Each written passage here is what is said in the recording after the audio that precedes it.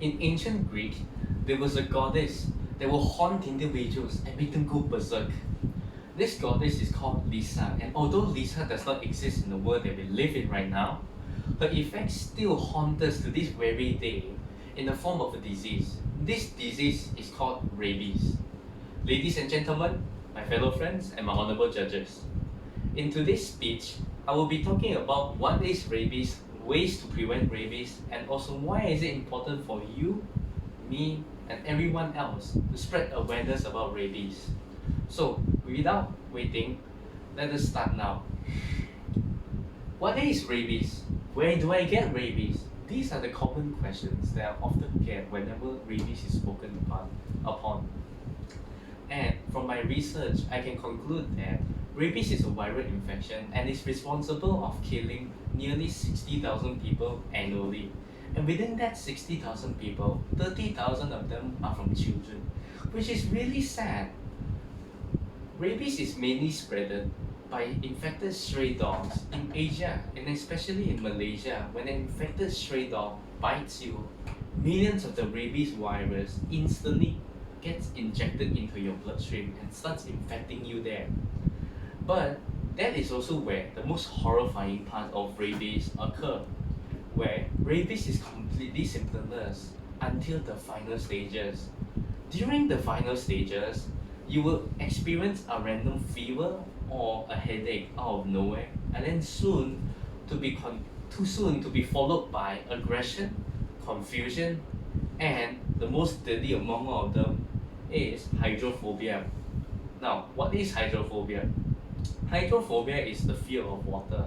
So, for an example, if let's say someone has hydrophobia or rabies, he will be afraid of water like it's poison to him or something like that.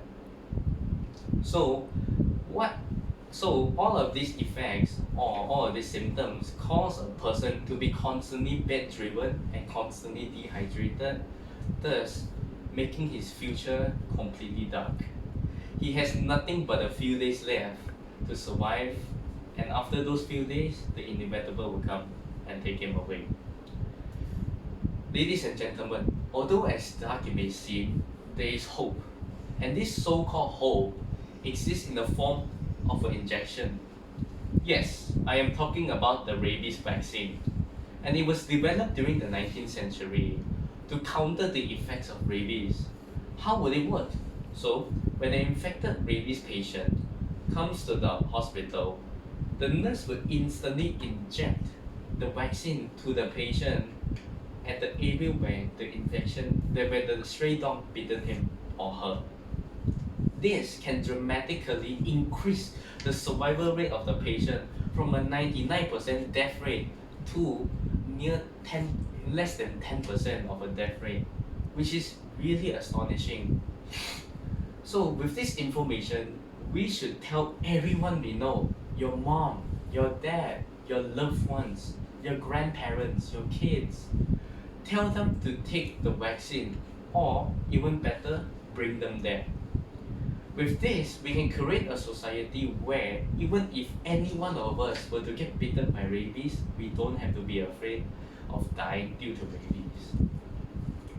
So, before I end today's speech, there is one last thing that I would really like to talk about, which is why is it important for you, me, and everyone else to spread awareness about this disease.